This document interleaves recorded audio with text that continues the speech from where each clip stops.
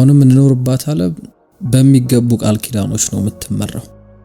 አብዛኞቻችን ከልጅነታችን ጀምሮ ህይወት የሩጫ ውድድር እንደሆነችና ደስታ፣ ገንዘብና እውቅና ደግሞ ያንን ውድድር ስናሸንፍ የሚሰጡን ሜዳሊያዎች እንደሆኑ በተደጋጋሚ እየተነገረን ያደግነው። ይሄ ዘመናዊ የሚባለው የሰው ልጅ አእምሮ የሚመራበት መንገድ ሆኗል። ደስታ፣ እርካታ እንዲሁም ነፃነት ሳይቀር አሁን ካለንበት ትንሽ ራቅ ብሎ እንዳሉና ያንን ለማግኘት መሮጥና ማሳደድ እንዳለብን እስክናምነው ድረስ ተሰብከናል። ስለዚህ አሁን ላይ አንድ ሰው በጠዋት ይነሳል፣ ረጅም ሰዓት ይሰራል፣ ደስተኛ ያደርገዋል ተብሎ የተነገሩትን ነገሮች ይገዛል። ከዛ እውነተኛ ደስታ ወደሱ እየመጣ እንደሆነ መንገድ ላይ እንደሆነ ያስባል።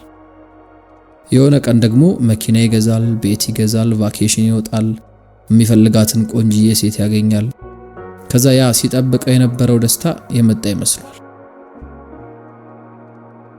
ነገር ግን ከቆይታ በኋላ ደግሞ ሌላ አዲስ ሩጫን ይጀምራል። እዚህ ጋር ማንም የማይነግራችሁ ነገር ምን መሰላችሁ? ይሄ ከልጅነታችን ጀምሮ የተነገረንና ብዙ ዘመናትን የምንሮጠው ሩጫ በፍጹም መዳረሻ የለውም። እንዲያልቅ ተደርጎ አይደለም ዲዛይን የተደረገው። ይሄ ምናባችሁ ውስጥ የሳላችሁት ቅዠት ነው። ገንዘብ የምርም ግብ አይደለም፣ ያ ምልክት ነው።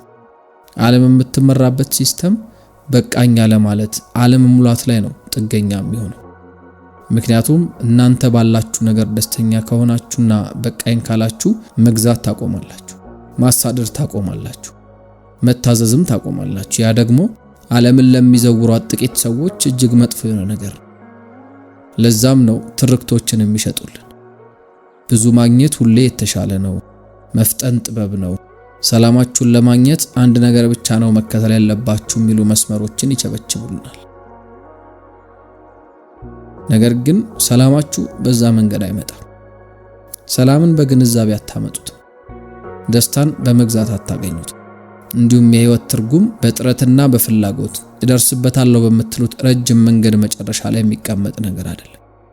ያ አጠገባችሁ ነው ያለው። ነገር ግን ያንን ለማየት በተለመደው መንገድ በትግል ነገሮችን ማየት ማቆም አለባችሁ። ደስታን ለማግኘት አብዝታችሁ በታገላችሁና በሮጣችሁ ቁጥር ደስታው ከናንተ እያረቀ ይመጣል። አሁን ላይ ሁሉም ነገር ኢንዱስትሪያላይዝ ተደርጓል። የሚሰሩ ምግቦች ምላሳችን ላይ የተመረጠ ቦታን እንዲነኩ ይደረጋሉ። ሙዚቃዎችም አእምሮአችን ውስጥ የተመረጡ ኬሚካሎችን እንዲነኩና ስሜትን እንዲፈጥሩ ይደረጋል። በስክሪናችን ላይ የሚመጡ ቀለሞች ሳይቀር ደስታን እንዲያነሳሱ ሆነ ተብሎ ዲዛይን የተደረጉ ናቸው። ከዚህ ጋር በተገናኘ አንድ ጥናት አለ። ምን ይላል መሰላችሁ? በወጣቶች ላይ ያለው የዶፓሚን ሲስተም ማለትም በአእምሮአችን ውስጥ ደስታና ሞቲቬሽንን የሚመራው ክፍል በጣም የተነቃቃ ነው ይላል። ይህ የሚሆነበት ምክንያት ደግሞ እጅግ ከፍተኛ ለሆነ የአዳዲስ ነገሮችና የሽልማት ጉጉት ስለተጋለጡ ነው በማለት ያስቀምጠዋል። አሁን ላይ ደስታ የሆነ የትወና ውጤት እየሆነ መጥቷል። እውነታው ግን ብዙ ነገሮችን ባግበሰበሳችሁ ቁጥር የምታገኙትም ደስታ በዛው ልክ እያነሰ ነው የሚመጣው። ቀኑን ሙሉ ከረሜላ ሲበሉ እንደመዋል ነው። ከዛ አንድ አፕል ልብላ ስትሉ ደግሞ ጣዕሙ እንደሚጠፋባችሁ ማለት ነው። እዚህ ጋር ማስተዋል ያለባችሁ ነገር ደስታ የተሳሳተ ነገር ነው እያልኳችሁ አይደለም። ነገር ግን ያ ደስታ የምር መሆን አለበት፣ ስሩ የጠነከረ መሆን አለበት። ቡና እየጠጣችሁ ከሆነ የምርም ቡና እየጠጣችሁ መሆን አለበት። እዛ ደስታ ውስጥ መሆን አለባችሁ እንጂ ቡና በመጠጣት ውስጥ ሌላ ነገርን ማሳደድ የለባችሁ። ምክንያቱም ቅጽበት ተስፋ ነው። ቀጣዩ ምንድነው የሚለው አያጓጓችሁ።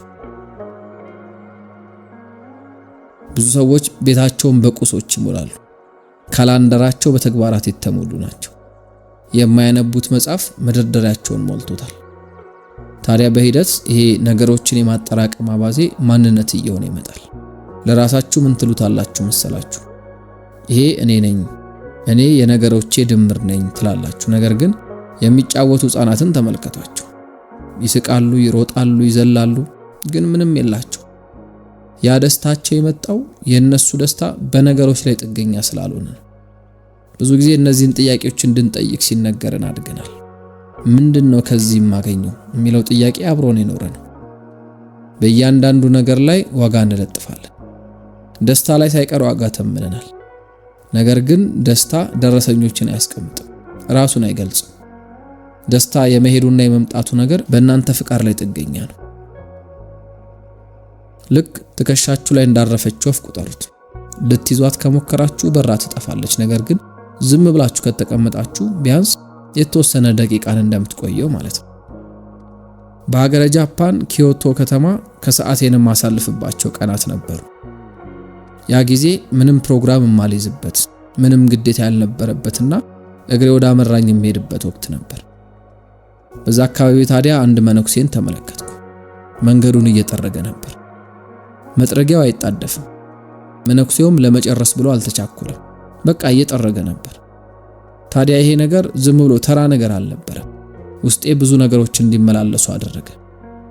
አሁን ያለንበት ዘመናዊ ዓለም ደስታ ከምንለው ነገር ጋር ያለበት ችግር እዛ ውስጥ ተመልክቻለሁ። አያችሁ፣ ብዙ ሰዎች እፈልጋለሁ ብለው የሚያወሩትን ነገር የምርም አይፈልጉትም። ያ ነገር ይሰጠኛል ብለው የሳሉት ስሜት ነው እንጂ ጉዳዩን አይደለም የሚፈልጉት። ገንዘብን መስራት ስለሚችለው ነገር አይደለም የሚፈልጉት። ይልቁኑ ገንዘብ እንዳደርግ ያስችለኛል ብለው ለሚገምቱት ነገር ሲሉ ነው የሚፈልጉት። የሚገርማችሁ ግን ልክ ያንን ነገር ሲያገኙት እነሱ የጠበቋቸው ነገሮች በጣም በጥቂቱ ነው የሚመጡት። ምክንያቱም ደስታው ስለ ገንዘብ አልነበር፣ ይልቁንም ሙሉነትን ስለመስማት ነበር። ቅድም እንዳልኳችሁ ሁሌም ቢሆን መታገልና መሮጥ እንዳለብን እየተነገረን ያደግነው። ነገር ግን መቼ ማቆም እንዳለብን፣ መቼ አፍታ መውሰድ እንዳለብን፣ መቼ ማስተዋል እንዳለብን፣ መቼ ያለ ማብራሪያ ቅጽበቶችን ማጣጣም እንዳለብን እንብዛም አልተነገረንም። ያ ቅድም ያነሳውላችሁ መነኩሴ የሆነ ቦታ ለመድረስ እየሞከረ አልነበረ። በቃ እዛው ነበር። አጠገቡ ካለው ነገር ይልቅ ህይወት እንዲያስብ የምትገፋፋውን ነገር ገፍቶ አሁንን ነበር እየኖራት ያለው። መነኩሴው ፈገግ የሚለው ምንም የሚያሳድደው ነገር ስላልነበረ ነው። ደግሞ በሚገባ ማስተዋል ከቻላችሁ ደስታ ስለሚባለው ነገር የሆነ የማታውቁትን አዲስ ነገር ማየት ትችላላችሁ። ሁሌ ከሆኑ ነገሮች ጀርባ ያለ ይመስላችኋል። ከሆነ ውሳኔ በኋላ፣ ከሆነ ስኬት በኋላ ምናምን። ብዙ ሰዎች ሁሌም ለመኖር ዝግጅት ያደርጋሉ። የሆነ ቀን አርፋለሁ ብለው ፕላን ያደርጋሉ። ከልማዶች የሚያመልጡበትን ቀን ያቅዳሉ። ደስተኛ የሚሆኑበት እድልን ሙሉ ለሙሉ እጃቸው ሲገባ የሚኖረውን ስሜት በምናባቸው ይስላሉ። ነገር ግን እነዛ ሰዎች ያልተረዱት ነገር ደስታ የሆነ መዳረሻ አይደለም። ደስታ የትኩረት ተግባር ነው። አእምሯችሁ የእርካታ ምስልን ይስልላችኋል። ነገር ግን ያ ምስል ዋናው ጉዳይ አይደለም። ልክ የተሳለ ውሃን እንደማየት በሉት፣ መጠጣት የማትችሉት ነው። ምናልባት እዚህ ጋር ይሄ ማለት መሻሻልና መሞከር እንዲሁም ደግሞ ማለም ማቆም አለብኝ ማለት ነው ብላችሁ ልትጠይቁ ትችላላችሁ። ነገር ግን መልሱ በፍጹም ማቆም የለባችሁ በሚል ነው። ነገር ግን እያደረጋችሁ ያላችሁትን ነገር መረዳት አለባችሁ። ወደ አድማሱ መራመድ ትችላላችሁ፣ ነገር ግን በፍጹም መጨረሻው ጋር መድረሳችሁ። ጉዞን ማጣጣም ትችላላችሁ፣ አየሩንም ፊልም ማድረግ ትችላላችሁ፣ በጥልቀት መተንፈስም ትችላላችሁ፣ እንዲሁም ደግሞ በሞገስ መራመድም ትችላላችሁ። አያችሁ፣ ችግሩ የሚጀምረው ስለ ግባችሁ የምትስሉትን ስዕል ስታበላሹት ነው። የአሁንን ሀብት ለነገ ቃል ኪዳን ስትሸጡት ነው። ይሄ እንግዲህ ገንዘቢውን ስኬት በመጨረሻም ችግሬን በሙሉ ያስተካክልልኛል ብላችሁ ስታምኑ የሚመጣ ነገር። ደሃው ናችሁ አይደል? በቃ ግንዛቤ ነው የሌላችሁ። በሚያንጸባርቁ ሐሳቦች ትኩረታችሁ ተሰርቆ ነው። የቅጽበታትን ወርቃማነት ስታችሁት ነው። ስለዚህ ወሳኙ ጥያቄ በትንሹ ትደሰታላችሁ ወይ ሳይሆን ብዙ ታስተውላላችሁ ወይ? የሆነ ነገርን መለወጥ የሚል ፍላጎት ሳትይዙ ትገኛላችሁ ወይ? ያለ መፈለግ ትቀመጣላችሁ ወይ የሚለው ነው። ያኔ ነው ውስጣችሁ የሳላችሁት ምናብ እየማሟ የሚሄደው። ባንዴ አይደለም እኮ የሚጠፋው አለ አይደል? ልክ ጉም ፀሐይ ስትወጣ በሚጠፋበት ሂደት ነው የሚከስመው። አንድ ወንድ ዝም ብሎ ሀብትን አይደለም የሚፈልገው፣ ከጎረቤቱ የሚበልጥ ሀብትን ነው የሚፈልገው።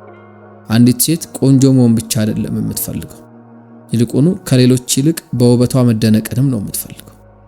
ነገር ግን ደስታችሁ የሆነ ሰውን ከናንተ በማሳነስ ላይ ጥገኛ ከሆነ ያ የምርም ደስታ ነው? የሚገርማችሁ ይሄ ቅናት አይደለም። ይሄ ከራሳችሁ ጋር ያላችሁን ኮኔክሽን ማጣት። ይሄ ደግሞ ደስታን ወጥመድ እንዲሆን ያደርጋል። ስለዚህ ደስታንና ገንዘብን ማሳደድ አቁሙ። የተሰጣችሁ ትልቁ ስጦታ አሁን ስለሆነ አሁንን በተገቢው መልኩ ኑሩት። በዚህ እርጋታ ውስጥ ነው የምትፈልጓቸው ነገሮች ወደ እናንተ መሳብ የሚጀምሩት።